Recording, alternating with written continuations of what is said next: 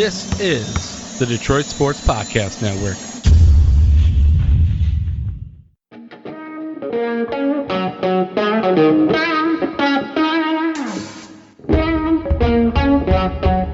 The biggest icon in podcasting.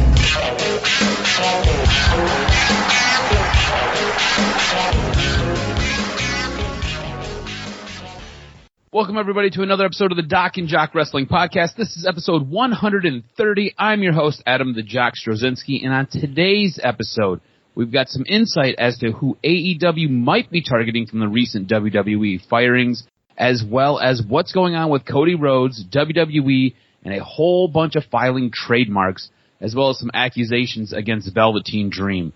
Of course, we're going to take a look at the biggest news and topics in wrestling. And doing it with me, as always, he's the one. He's the only. He is the Doc, John McEnroe. What's up, cuz?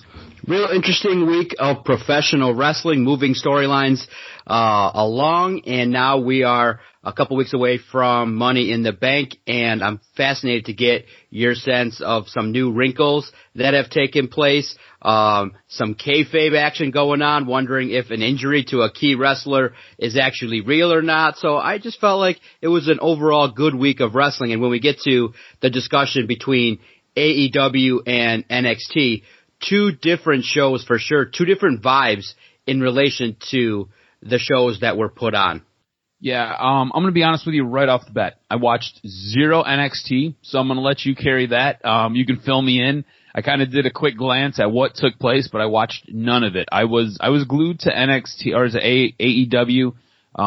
You had your matches for the new TNA or the new TNT TV title belt. So I was kind of hooked there. I do want to start with SmackDown though. And you're starting to see the fractures between Sasha Banks and Bailey take place. And this has been a storyline that has been developing, and they really wanted to fast track it to WrestleMania, and I'm kind of glad they didn't. You're getting this build now, and you're starting to see this relationship begin to deteriorate. At what point do you think we get the break in this relationship? I wonder if they do it as soon as Money in the Bank. I'm exactly on point with you in regards to kind of the slow build. You know it's coming, and then when it does indeed come, you know that it's going to be a decent feud and probably one in which kicks off a nice run for Sasha Banks. So I'm not certain exactly the right point to do it, but maybe Money in the Bank, maybe a couple weeks after, but maybe you get the match and the payoff for SummerSlam. But this is all really predicated on when all this stuff ends, because this is another feud that's probably worthy of having some asses in the seats. You know, having this feud without fans kind of would be quite disappointing. So I can't wait to see it. Do you see a scenario in which maybe if you want to continue to elevate Bailey, that she goes over in that feud? Because Sasha is, you know, she's made. She's already established. She's had WrestleMania moments. She's somebody that is, you know, on par with a lot of the women that are on the mountaintop. So I think that in this feud, if it does go down, I would actually not be too upset if Bailey went over and kept the title. I don't think you can do that. I think it has to go to Sasha Banks, and I think you get your payoff, like you said, at SummerSlam. Now, SummerSlam's a little ways away, and that would be an incredibly long build. But, again, this is one of those feuds where, like you said, it deserves asses in the seats. It should be conducted in front of an audience, and I could see Bailey winning the first match between the two. I could see Sasha winning the second match between the two, and then I could see Sasha winning the rubber match at SummerSlam. But again, this has been a long orchestrated build, which we always bitch about WWE not giving us that, and now we're getting it. And I want to applaud WWE for it. And I think you see the fruits of that with this storyline. This is a really good storyline between these two. And this dates back like to NXT. There's so much that they pulled into this, and they're giving it to us now. I think this is awesome. I think this is really, really good. Something that hasn't been really, really good. Some of the booking on Monday Night Raw. Shana Bazler, Nia Jax, Auska. They were in a triple threat ladder match. And this is all before Money in the Bank. I'm not sure why we're booking these three superstars, because these three are going to be in the Money in the Bank match. Why we're basically giving this away for free on Raw doesn't make any sense to me. I get Auska wanting to go after Nia Jax because of everything that took place with Kairi Sane the week prior. Shana Bazler jumping in, that's lost on me. I can't explain it. I don't know how to explain it. I don't know what to tell you there. And then for the match to end in a no contest is just like throwing more gasoline on this fire that already has me burning and pissed off. I just didn't understand this. You didn't do anything to accentuate or to develop any of these characters or any of this storyline headed towards Money in the Bank. I just didn't get this. Absolutely. I didn't understand it either. And so I'm trying to wrap my head around why they would do it. They're trying to fill content. It didn't really enhance anything. It was something that kind of, what happens is, and I think what you and I get disappointed in is stuff that's put on television and stuff that takes place on these shows should enhance a storyline. It shouldn't ruin a build. It shouldn't take away from upcoming events. And by and large, what we're seeing is certain segments, certain ideas start to eventually take away from our desire to actually want to see a payoff in a pay-per-view. So exactly, I don't understand it. What, maybe if you thought about it, what maybe is your initial thought as to why that segment ran on Monday Night Raw? I think WWE at this point is a little bit limited as to who's wrestling and who's willing to wrestle. And you've got three women who are in this match that's coming up that they're trying to sell this pay-per-view to you. So why not just put them together? Nobody's going to lose, so they feel nobody's going to lose any heat or nothing's going to be taken off anybody. So we'll just lump them together. We'll kill 15 minutes and it'll be, hey, reminder, these three chicks are in this match coming up next Sunday. So let's just kind of show it. That's where I see them going with this. But again, it needs to be less filler. It needs to be more content. We want more storyline. We want more interaction. We want to be more invested. And instead, you just kind of get a whole bunch of filler. If you were ever a fan of Dragon Ball Z was notorious for giving you filler episodes. And they would give you like 3 or 4 filler episodes before you got in the meat and potatoes of what was actually supposed to be taking place. Nobody liked the filler. They went back and they revamped Dragon Ball Z and they called it Dragon Ball Z Kai because they took all the filler out because nobody wanted the filler. Nobody wants filler here. We don't need the filler. Just give us the goods. That's all we want. We want more steak, less of this sizzle. Some sizzle though. Your boy, Jihnder Mahal. It was good to see him back. Where's Jihnder been? Do you have any updates on what the hell happened to Jihnder? Was he injured? I don't think he was injured. I just think that eventually speaking, he just needed some time off. And, I think for the character that it got stale. And, just like with everything, Vince just came back to a guy that they said, okay, we need some talent. Let's try and put this guy out there. And I think Jihnder Mahal is really such a fascinating character, one in which you could do some things with. But here's the problem.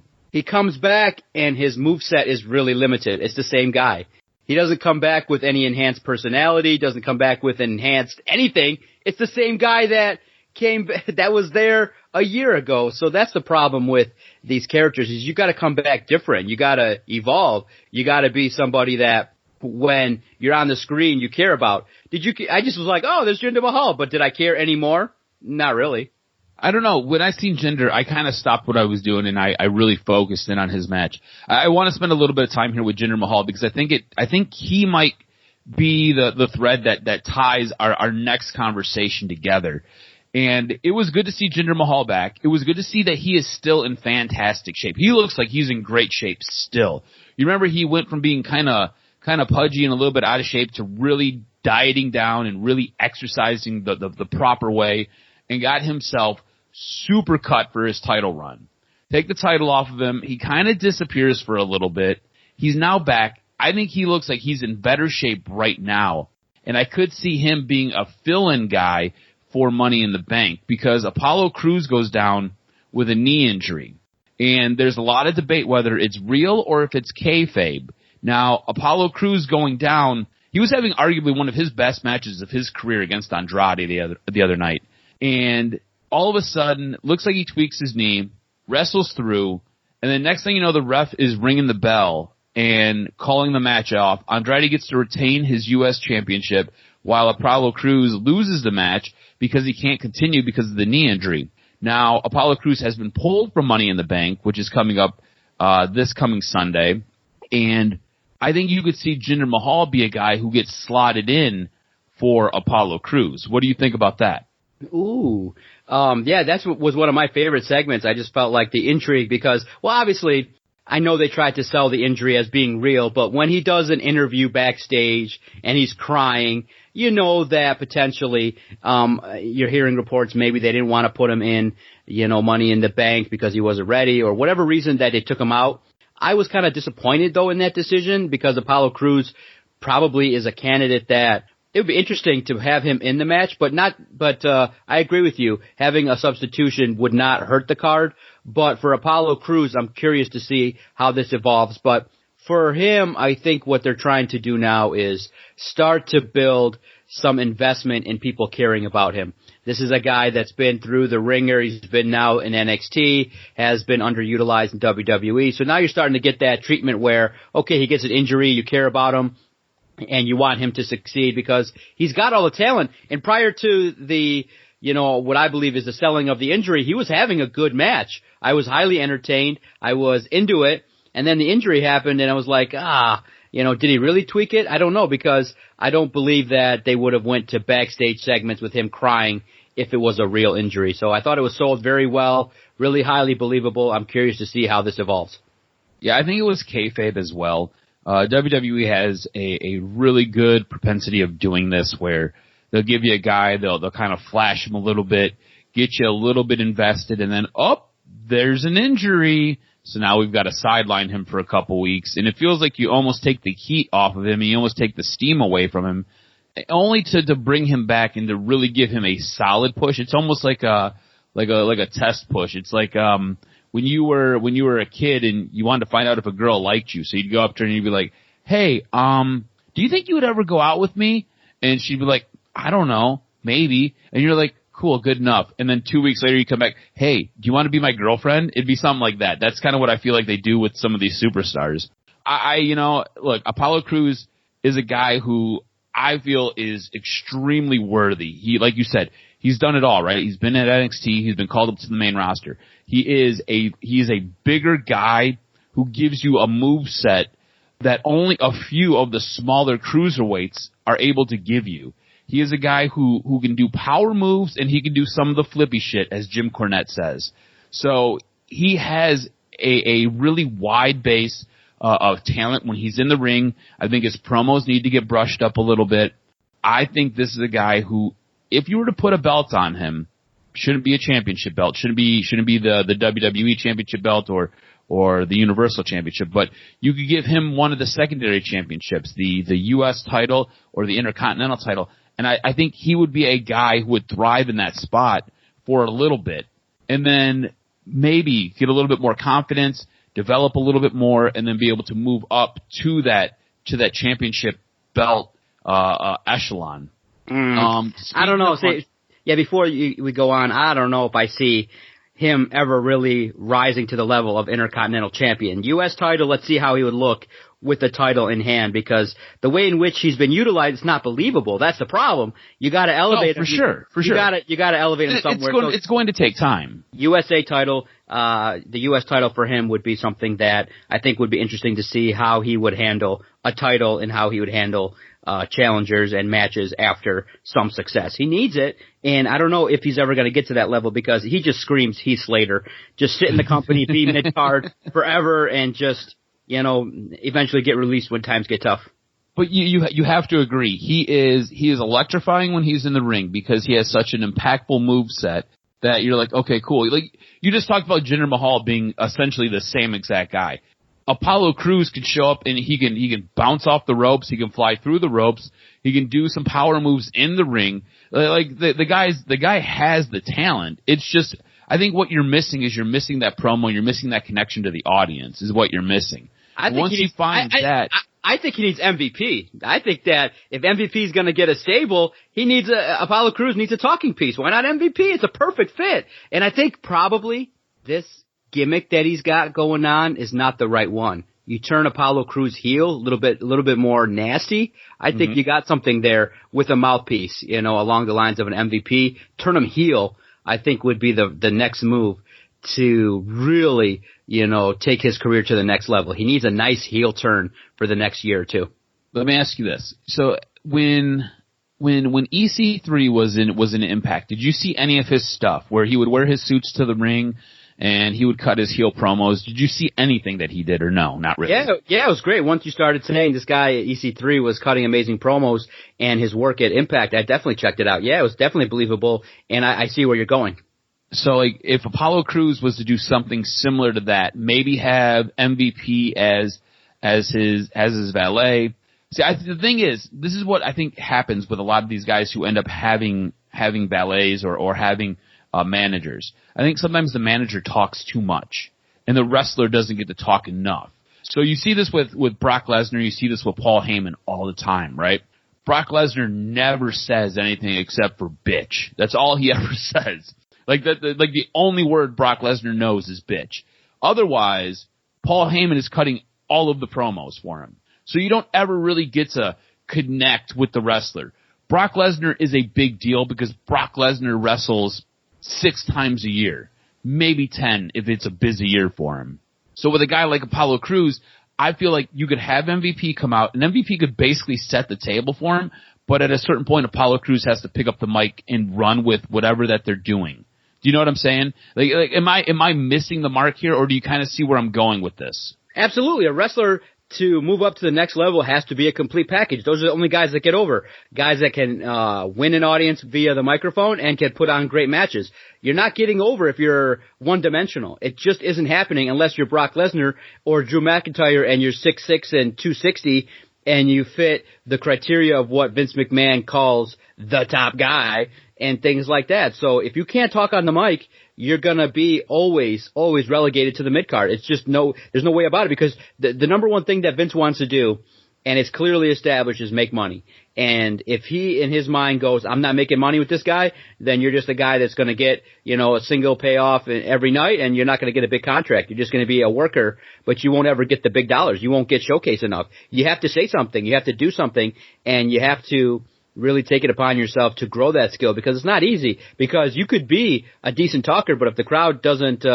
take to it and it falls flat, you're never going to get the mic time. You just won't ever get it, because there's so many prior to the cuts, there were so many wrestlers looking for it. There's only so much time that you have that you can get to speak on the microphone, and that's why I agree with you that Apollo Crews definitely needs to up his mic game, and at least I think a valet would just I think take the pressure off of him while he builds that skill.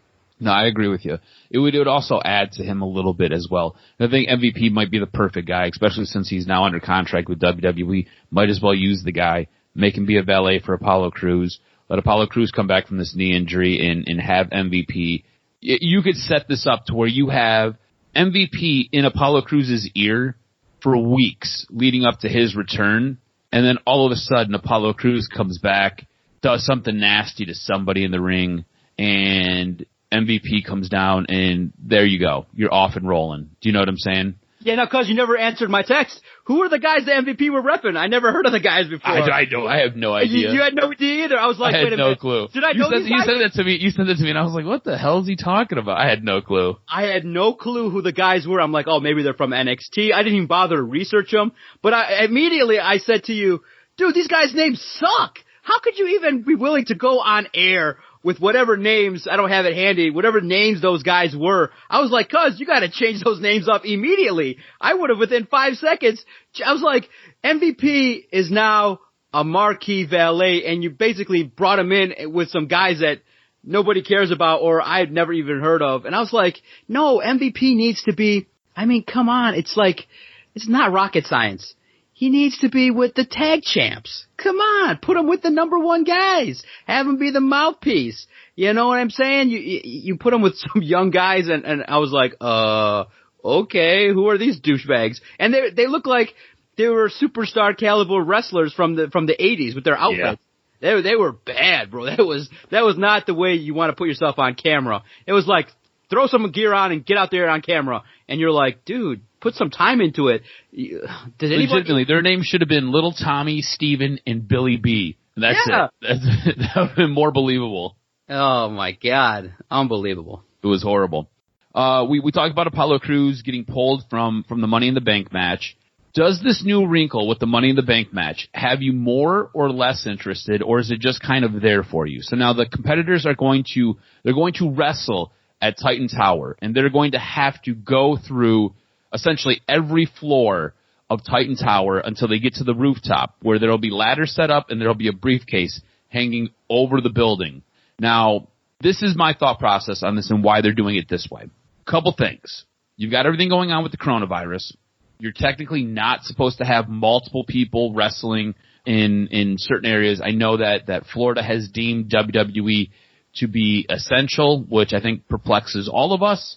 But what you have going on here is you got a massive building where you can have multiple people shooting different things. And I feel like off of the success of the Undertaker's match at WrestleMania, you're going to get something very, very similar, where this is going to be shot and then it's going to be post-produced, and then you're going to get it during the match. It's going to be one of those things that will unfold as like a bit, kind of how the Firefly Funhouse was with John Cena, and how the Undertaker's match against AJ Styles was, where everything was shot ahead of time. It was produced, and then they end up packaging it all up, and they serve us something hopefully as good as what we got with the Undertaker AJ Styles.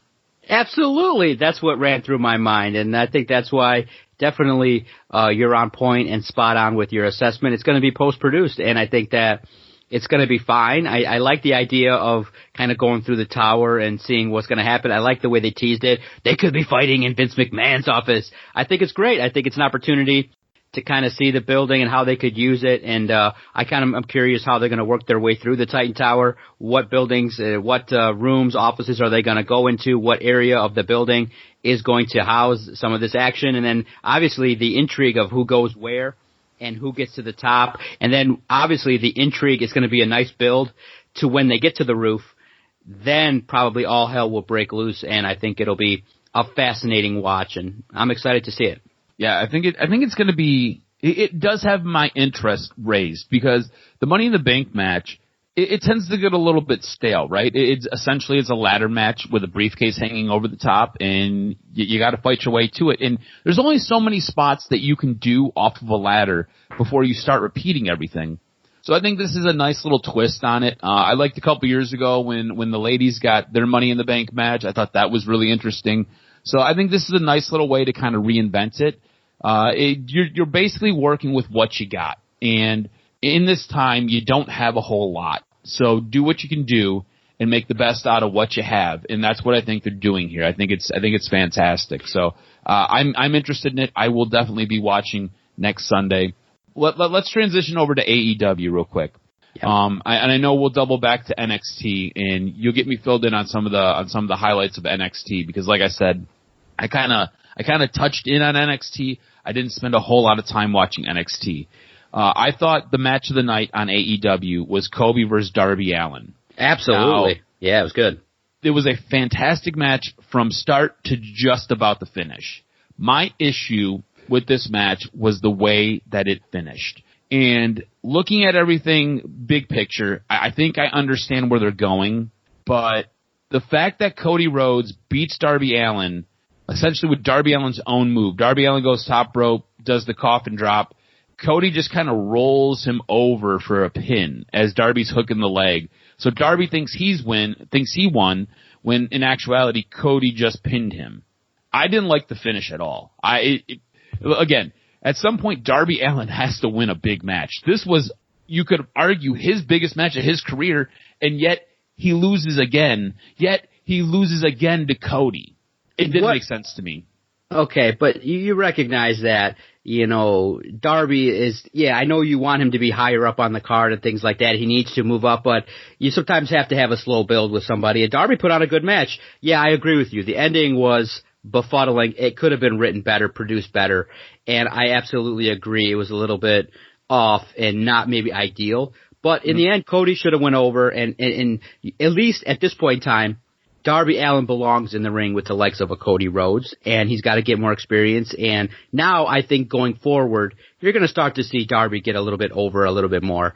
And I just think sometimes you have to be a little bit more patient, one or two more feuds, and then he can be right in there in the mix for some important things. So, big picture, like I said, big picture, seeing how, at the time, I was pretty pissed off with that match. I was really upset with it. Big picture, I get it. Because we talked last week about building a new star. Like, a new star has to come out of this. And I think Lance Archer is going to be your new star. I think he's going to be your new TNT TV champion. And he's going to go up against Cody. And I think we both agree. For weeks and for months now, Cody has carried this company, maybe even a year and a half now. Cody has carried this company on his back with some of the best matches this company has seen. So now you're going to get Cody Rhodes, Lance Archer, who, if you ask me, Lance Archer's still he's a little bit rough around the edges. Not as smooth of a worker as Cody is, not as smooth as a worker as some of the other guys are. But Lance Archer brings something to the table that those guys don't. He's a big, imposing, powerful, I will go so far as to say a beast and or a savage. He is menacing. He looks menacing. He wrestles angry. Okay? You're going to get a new star out of this, and I think Lance Archer beating Cody Rhodes is the way to go. Because Lance Archer beating Darby Allin, I don't think sells you or builds you up if you are Lance Archer. You beating Cody Rhodes makes 100% sense. Absolutely. So because the reason why I said before we started the show that the vibes were different was AEW just kind of had the feel of definitely a professional wrestling type show where it was like wrestling, and it was not heavy on promos, not heavy on other than the in-ring action. Was that the vibe you got? Yeah, it was there was hardly anything that was gimmicky or exactly promo-y or anything. The only thing that you really got that was weird was the Manitoba mash down or whatever the heck yeah, exactly. Chris Jericho was doing. Exactly. So that's what I was like. The vibes were different because over on NXT, there were a lot more behind-the-scenes skits and character development. So it made for a fun night of dichotomy in terms of the two shows. But, yeah, AEW, I liked the show all in all by and large and how they put everything together. I definitely think you were impressed with Lance Archer. Yeah, I thought the Lance Archer Dustin Rhodes match went a little bit long. But overall, I thought it was a good match. And I thought it was a good way to really get this guy to where you want him to be for next week. Because you want him to look like he's a machine. You want him to look like he's capable of completely destroying a guy. And Dustin does a great job. His selling is fantastic. He bladed in this match. He was bleeding all over the place like a stuffed pig. It was what you needed to really put a spotlight on a guy who is brand new to your organization, and to really give him the push to get to where you want him to be, especially when he's going to go up against the best in your company, and that's Cody. I don't care who has the AEW championship. It doesn't matter to me that it's Jon Moxley. You know I love Chris Jericho. Chris Jericho is my all-time favorite wrestler. It doesn't matter. Cody Rhodes right now is heads and tails above everybody else in that organization, even Kenny Omega, who has put on 5 and 6 and 12-star matches. It doesn't matter. Cody Rhodes is the best they've got. You're about to make a brand new star next week with Lance Archer. You're going to get to see a brand new belt. This sets up perfectly, and the way they did it, the way they laid it all out, works out beautifully. You get to see this is the difference between WWE and what AEW does. This is long-term booking. Like, whether you realize it or not, this was weeks and weeks and weeks of planning and building this, you know? And now it's all going to culminate next week. And it should be a really, really cool moment. So we'll have to see. Hopefully the match is good. I think we'll get a good match. Cody Rhodes usually does good matches, usually nothing less than a 3-star match from that guy. Lance Archer, he's a bigger guy, so Cody should be able to work with him. Should be a solid match. Now talk to me about NXT. What happened on NXT that had you a little bit riled up besides all of the gimmicky promos, all of the weird stuff in the back? What had you all riled up? Did NXT this week feel more like Monday Night Raw or Friday Night SmackDown, where it was a lot of behind the scenes stuff, a lot of stuff in the back, not as much wrestling, a lot of talking? There was good amount of gimmicky type stuff, which was fine, but I actually just had some basic complaints about some of the in-ring work as well. One of the things that I paid attention to was the Candice LeRae versus Casey Catanzaro match, and it just kind of was sloppy, and I was surprised to see on NXT a sloppy women's match. And it was flat, awkward, and Catanzaro just kind of didn't really live up to her billing in that match, especially going up against LeRae. And everything that I've been reading online, people are not really happy seeing her as a heel in that character. It's not believable. So many people kind of online, and what I'm kind of sensing too, is that Candice LeRae works better as a babyface. And that match was really sloppy to see on television. And I just wasn't expecting that. And then I guess that's what my general complaint was too, is that you had all this build up for the main event and you finally get to it and it's Keith Lee versus Damian Priest, and it wasn't the best match. It was good, but you get a sense that, okay, the match just wasn't paced right. It wasn't done in a way that you thought that maybe they needed to talk a little bit more and maybe have a little bit more chemistry in the ring. I just thought the match for the North American title would have been a lot better. But overall, the show was good, decent, but it wasn't as good as NXT. The feel-good stories are obviously Drake Maverick, seeing him on there and getting some wins. It's kind of weird because you know that he's probably not going to be around much longer, but you get a chance to see him, so that's interesting. And then the other thing that people are talking about, which also caught my attention, was kind of the personality change of Johnny Gargano, you know, in regards to kind of how his gimmick is going, and people are definitely intrigued by what he's going to do going forward. So all in all, NXT just had a different feel because everything was so tight on AEW. NXT just felt a little bit loose, and overall, that's why for me, the better show was AEW comparing the two shows.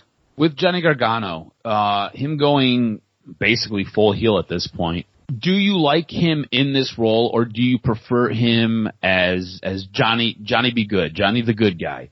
Which direction do you like for his character? Which one has you a little bit more interested? Because I think it's weird seeing Tommaso Ciampa. I don't really want to call him a babyface. I kind of see Tommaso Ciampa as a great character, but more face than heel, if that makes sense. Exactly. They've done a turn. I'm more interested in this current version of Johnny Gargano. It's definitely different. It's just, you know, when a character that you've seen so long act a certain way starts to morph into something else, it's just that shock a little bit that you get, that you're just not ready to see it when it's portrayed on camera and when he's, you know, hanging out with LeRae and stuff like that. You're not used to seeing it. So it definitely has the potential to be great. It's just too new, and it's just a little bit surprising to see it that way. And exactly right. Tommaso Ciampa kind of being over is a little bit awkward because we've seen him being the badass guy for so long. It's a little bit weird. So, but all in all, NXT has been putting on better shows and the angles are moving forward, but they just needed to tighten things up, and some of the people that now are getting airtime have to step it up, because if you're the likes of Matt Riddle and you're the likes of Keith Lee and Damian Priest, you get that airtime, you got to seize it because the competition's tight. AEW is solid. They got Taz, their commentary's picking up. They got Chris Jericho as well, and just the entire AEW. I was like, okay, AEW is a solidly put together show. And that's what I think a week of taping and editing and producing will do for a company that has such great talent already behind the scenes. They got so many good behind the scenes minds that they could put on a show and all the executive vice presidents know what needs to air, and they can cut out garbage. Mm-hmm. No, you're absolutely right. AEW has done a really good job weathering this pandemic storm. Absolutely. And in the way that they have presented their wrestling as juxtaposed that to what WWE has done with the red or blue brand, or what NXT has done, I think AEW is heads and tails above the other three for sure. All right, hit me with this week's professional wrestling news and notes. What you got? So one of my favorite guys of all time, Jim Cornette, got into a little bit of a beef with Joey Ryan over the bullying culture in wrestling when Ryan posted a video of Vader destroying a guy trying to get a job. Cornette was Vader's valet through much of the 80s and early 90s. In his rant against Ryan, Cornette called Ryan a pussy, a whiny douche, and that he needs to go powder his pussy. Oh. You got to remember, too, Jim Cornette hates Joey Ryan. Hates the whole dick flip gimmick and all of it. So Jim Cornette, no love lost between him and Joey Ryan. WWE and publisher 2K Games, this is an update on last week's story. They have announced a new arcade-style video game titled WWE 2K Battlegrounds. WWE 2K Battlegrounds will launch this fall. The title is being developed by Saber Interactive, the studio behind NBA 2K Playgrounds. So it's a little bit more of a cartoony, not as realistic as what you normally get with WWE 2K. WWE 2K Battlegrounds will replace the annual WWE 2K video game series, which is going on hiatus in 2020. If you remember last week, the WWE 2K video game last year was an absolute mess. So they're going to try to work some of the bugs out, and I think they will re-release it with WWE 2K21. Speaking of re-releases, WWE has released former UFC heavyweight champion Cain Velasquez after just over 6 months with the company. This was purely a cost-saving measure and a way to help the books look better for investors. He was signed to a long-term big money deal similar to what Brock Lesnar gets. They basically cut ties with him to help their books look a little bit better. And a bit of a major rumor. Last week it was reported that Vince McMahon had gone into F-it mode, which means in the long term, it's still a little bit unclear, but now very interesting rumors are starting to come out. Dutch Mantel, who used to work for WWE, has worked with Impact, is a guy who has been in the business forever, posted a tweet that he heard that WWE is beginning to negotiate a deal to sell their company and the WWE network to either ESPN and or Fox. So this is something we'll have to watch going forward. I don't know if Vince is just frustrated with everything that's going on. He's just trying to feel out different options. But this is something that could take place. ESPN, I think, has been interested in WWE as well as their streaming platform for a while. And Fox, I think, would like to. Why would you pay for it when you can create the content? So by absorbing WWE, Fox would then have that underneath their belt as well as the media library. So you think potentially the best move? Because here's the thing. If you're the McMahon family, if you're Triple H, Stephanie, and Shane, why would you ever go along with this? Because of the fact that, you know, I think maybe they could take on a partner, like sell 49% of it for a big chunk of money to then, still have input. But for McMahon to spend his whole life and then to have his on-screen character with his children and to have their role and everything, I don't know why they would agree to it. They could just say, look, if you want to move out and move on from the company, just take a buyout and leave and leave it to us, and we'll keep paying you a boatload of money. But I don't see a potential full sale where they sell 100% and walk away. Potentially taking on, maybe even giving up the majority, you could say, if it's a big chunk of money. I understand that's why the big chunk and what it would be worth, but you would think that the number would have to be north of $750 million. Yeah. So it would have to be north of that. I don't see them selling. I think I don't either. I think this is just Vince McMahon being frustrated with a lot of different things that are going on. The company is getting sued by different people for different things. You've got investors getting upset. There is a whole lot going on behind the scenes with WWE right now, and I think Vince is just at that point where he's like, you know what? I just don't feel like dealing with it, and everything costs money. Like everything that I'm about to tell you right now, it's going to cost this guy money. So, like I said, he's got shareholders, WWE shareholder Ryan Mertzholtz and Melvin Klein. They've filed suit against WWE, Vince McMahon specifically, Stephanie McMahon, Triple H, Frank Riddick III, Stuart Goldfarb, Lauren Ogd, Robin Peterson, Manjit Singh, Jeffrey Speed, Alex Wexler, and George Brados, alleging that WWE executives misled investors and acted against their best interest, especially when they went over to Saudi Arabia, when the relationships between the U.S. and Saudi Arabia were being strained because Jamal Khashoggi was just murdered by the Saudi Arabian prince. So you've got all this going on while this company's trying to weather the pandemic and trying to keep their company in the black and not have it go into the red. On top of that, he's got everything going on with the XFL. So he has all of that going on.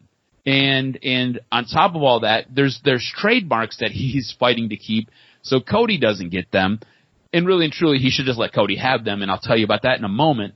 But you have all this going on. So I think this is just a guy he's in his 70s, man. He's like in his mid to late 70s. I think he's like 76 or 77. At some point, you Wind just it gotta down. be tired. Yeah, wind it down, bro. Let Triple H run it. You'll be fine. Wind it down. Collect your $3 million a year and just sit on your ass. I mean, man, all you got to do is just show up and sit down, put the headset on, and just watch. The company's there. It's established. You got a $1 billion deal.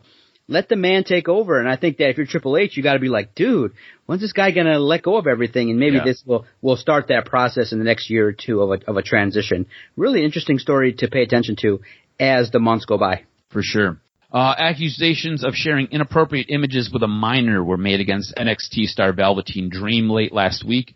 There was initial speculation that the shared images were likely the result of someone hacking Dream's Instagram account, and this is what Dream himself claimed in a statement shortly afterwards. Some wondered if this would hurt his push. However, Dream is still being pushed hard as the number one contender for Adam Cole's NXT Championship. Since Dream made his initial statement, there has been next to no updates regarding the situation, but it is no doubt being investigated, and we'll kind of have to keep our ears and our eyes peeled to see what happens going forward with Velveteen Dream. Not necessarily the best time for something like this to happen for that guy, because it looked like he was in line to step up to win that championship title. Switch over and transition into some AEW news.